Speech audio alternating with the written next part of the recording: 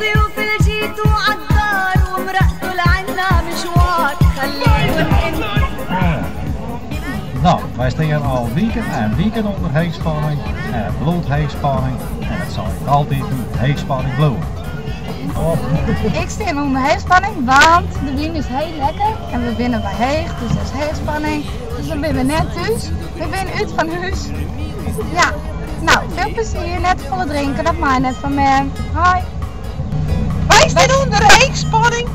Elke keer weer met heegspanning. Al is hij de man bij u op de oprit zitten. De hele middag lang. Onder een genot van een bakje koffie.